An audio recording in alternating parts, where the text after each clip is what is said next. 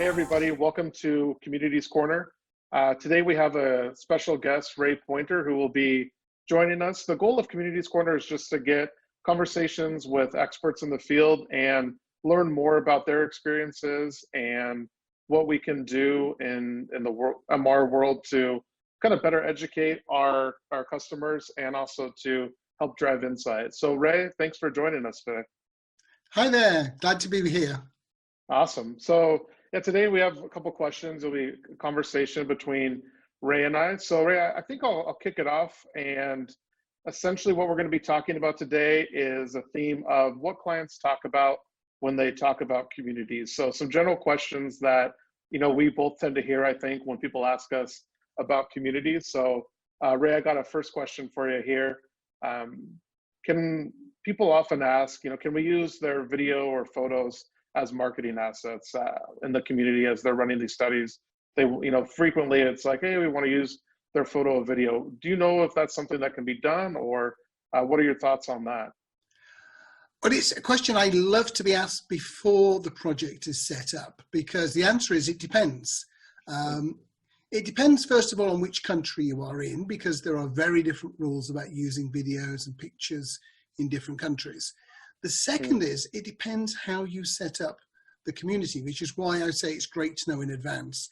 If it's been set up as this is market research, everything's going to be anonymous, we're following the SMR rules or the MRS rules or the Insights Association rules, it's really hard to pivot and start to use those for marketing assets. So if you think you're going to want to use them for marketing assets, try to build that in as part of the picture right at the outset.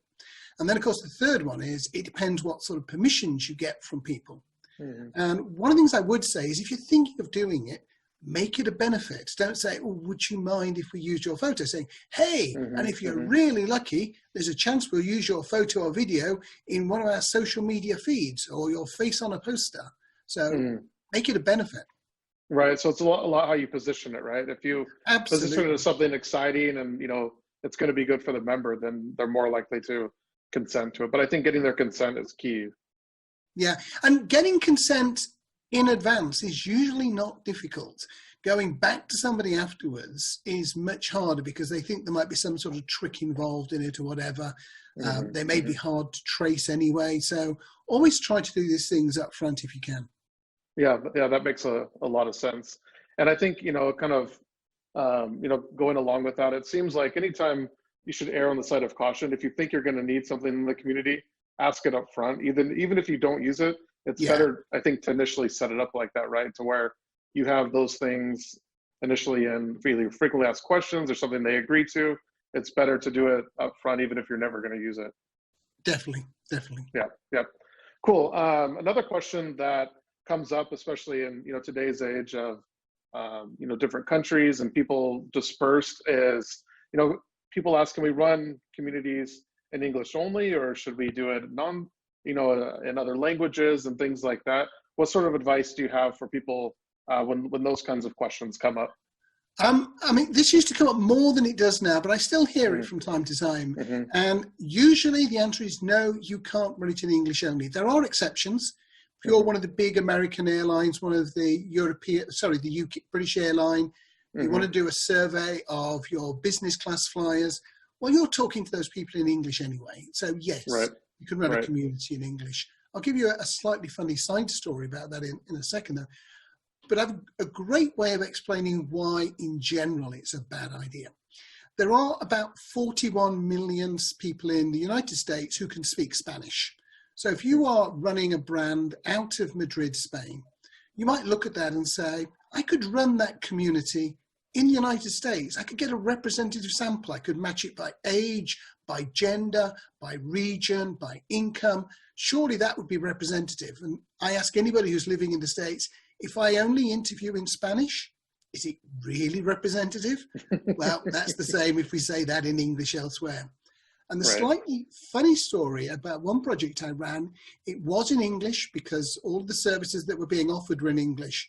But we noticed that in the discussions part, the surveys were fine, but in the discussions, most of the people with English as a second language weren't really taking part.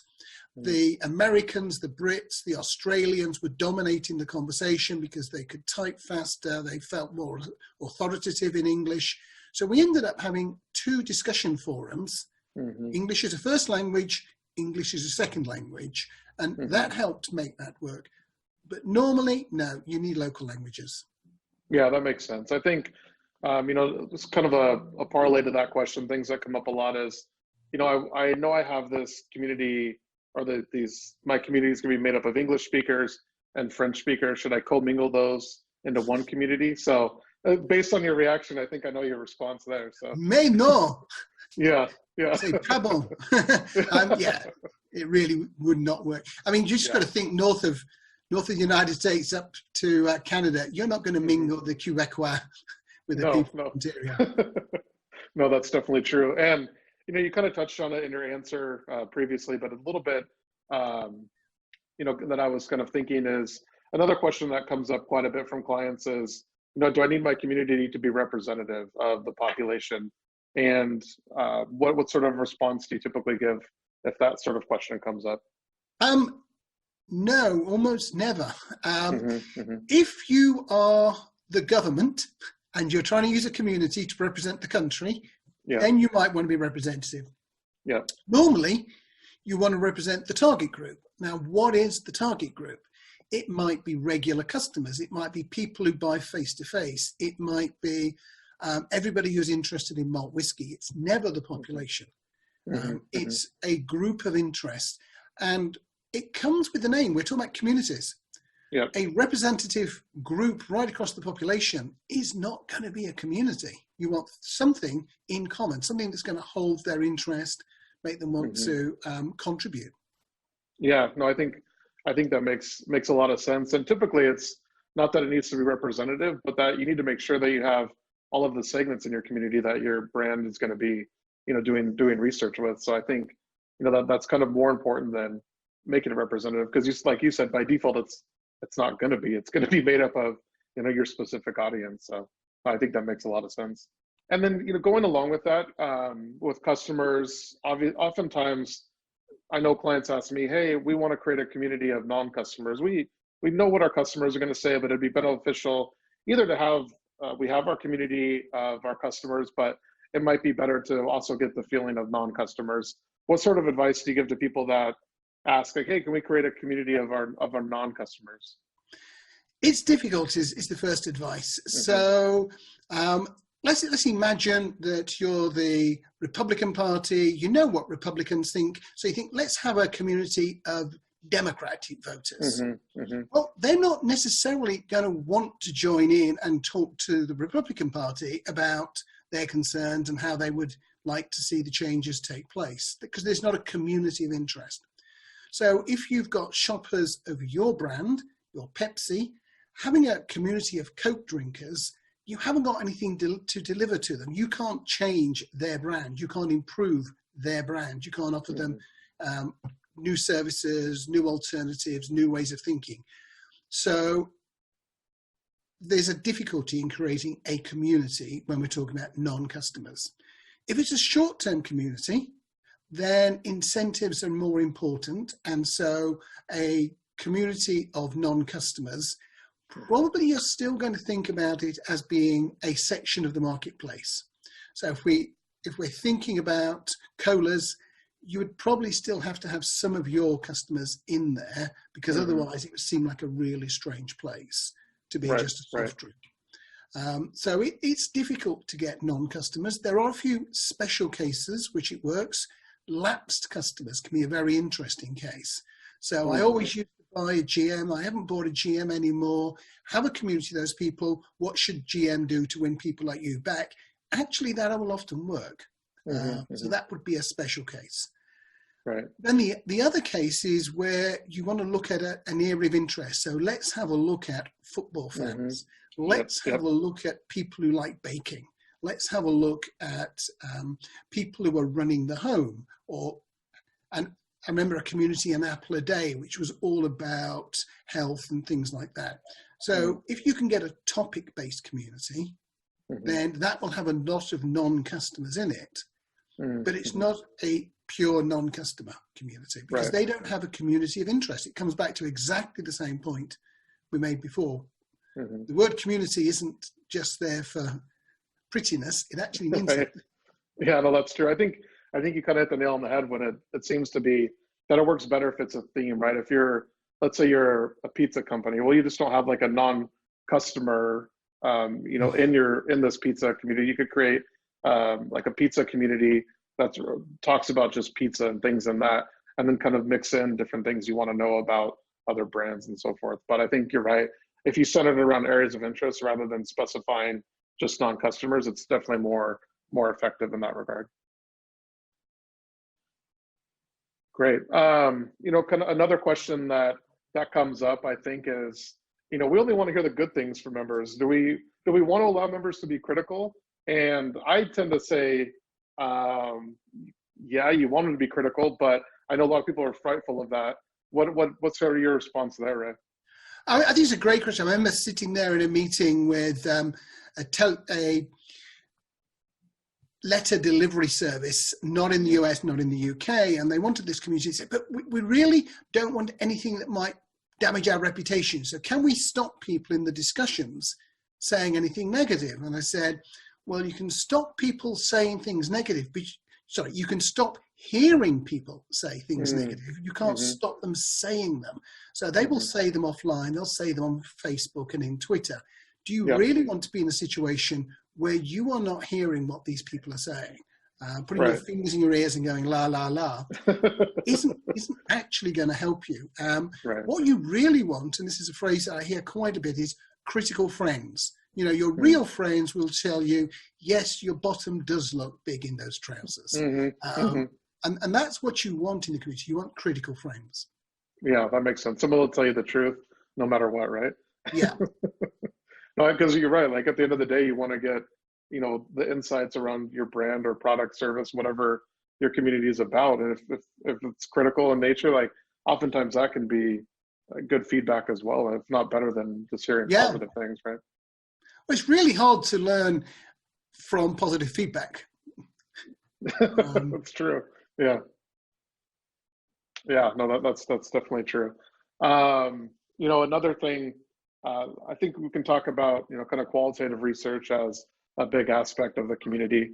What are some of the different qualitative tools that you think work well? I know that, in this day and age, I'm often asked, hey, I want to do qualitative, but it seems like there's no good, like one method. It's always, I want to do this, I want to do that, but I want to replace kind of in-person. So I think there's still a lot of confusion around, online qual in general, not just specific to a community, but what sort of different online qualitative methods have you seen work well in a community?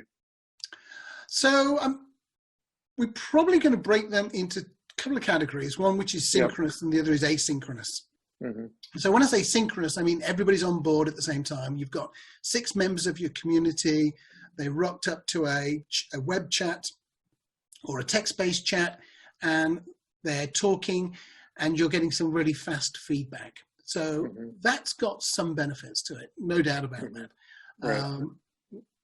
By and large, the text version is easier and works better than the web one, which really surprises. Web's been the video camera type thing, webcam, it's been around for 15 years maybe as a tool that works really cleanly, but it doesn't really suit people's lives because they feel like they need to be on their own, and maybe they need to have a shirt on, and maybe they need to have their glasses on, and maybe makeup on, and not be somewhere embarrassing behind them. They can't be on the bus. They can't be in the office. They are not going to be sitting at home watching the TV with the rest of the family. Text, they can do all of those. That may change because we're seeing more and more people as I travel around the world who are perfectly happy to use FaceTime in anywhere and everywhere, places. Right? Yeah. I really don't care. So that may change. Then we get to asynchronous, and I think that's where online really wins out. So you set up a discussion, it's going to run for 3 or 4 days. Or you get 20 people to create a blog, to upload photographs, upload videos. And then what I really like doing is I do each one of those as a one-on-one. So I'm talking to the 20 people one-on-one. They're talking back to just me.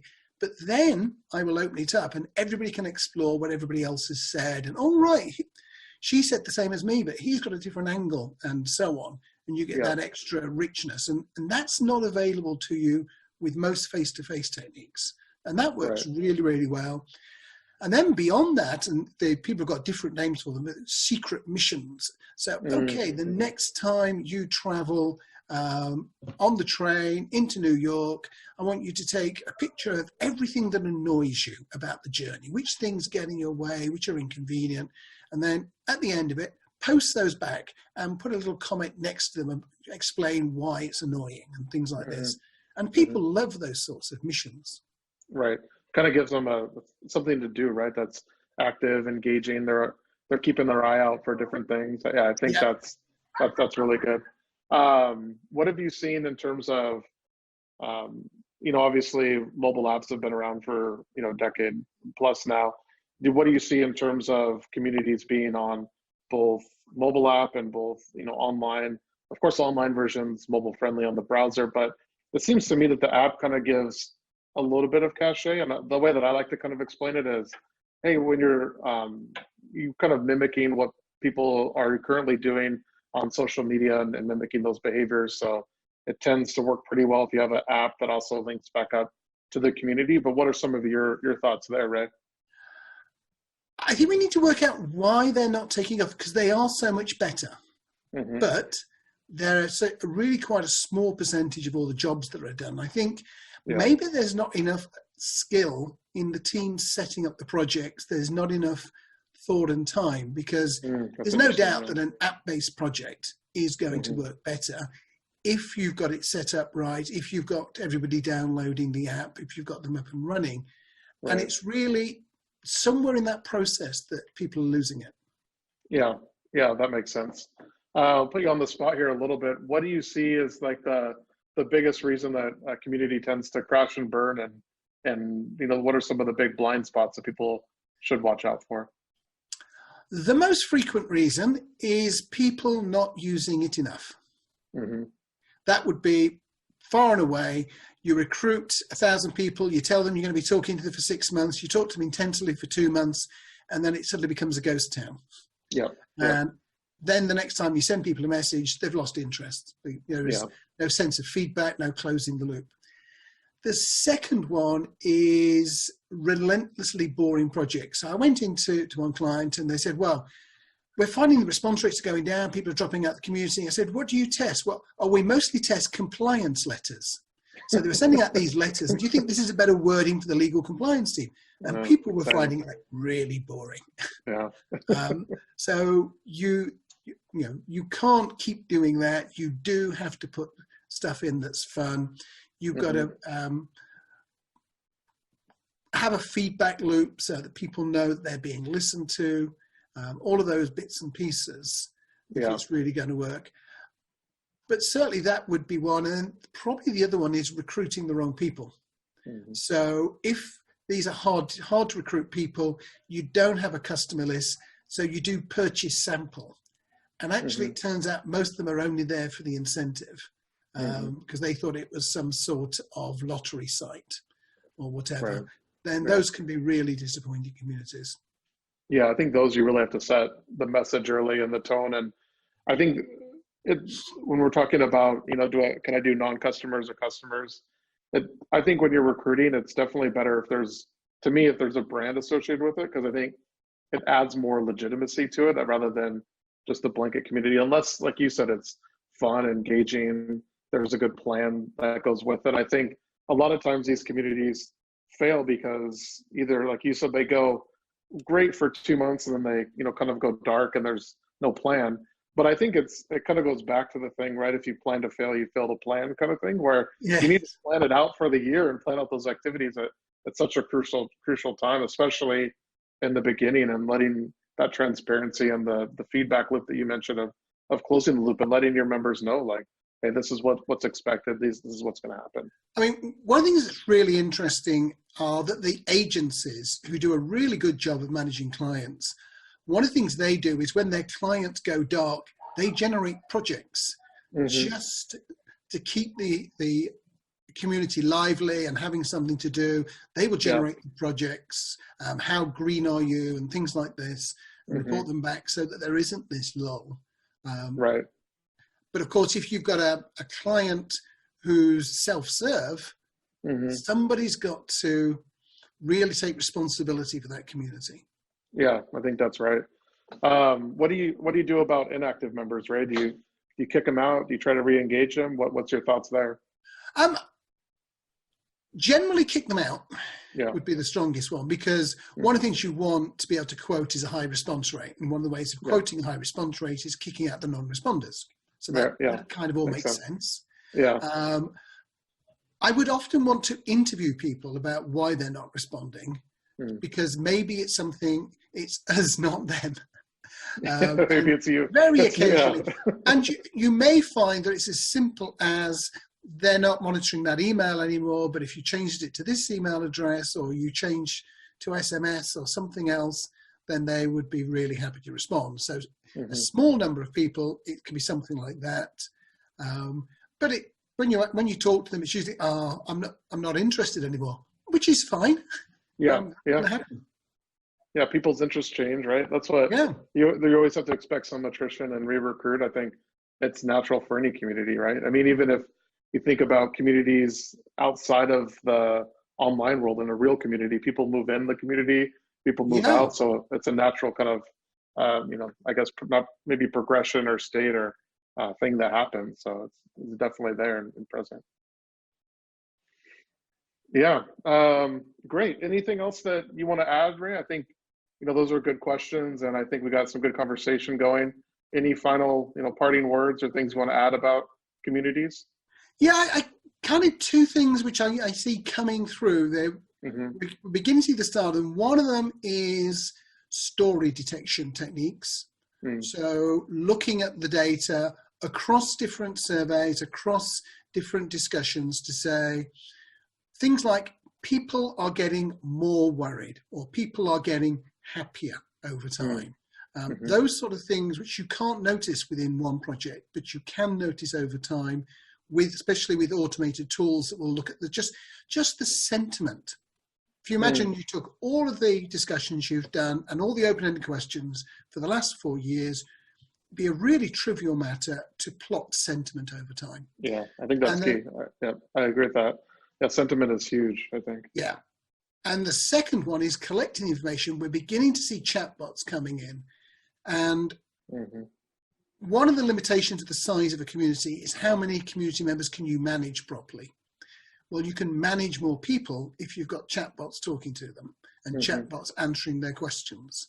So expect to see some real growth in the size of communities when we start having chatbot moderators. It won't reduce the number of moderators we need, but it will increase the number of people we can communicate with. Yeah, well, that makes sense. Those are two really good points, and I think a good way to close this out. So, hey, Ray, thanks for the conversation, and thanks for joining us on Communities Corner here. Pleasure. Great talking to you, Dan. All right. Thank you, sir. All right.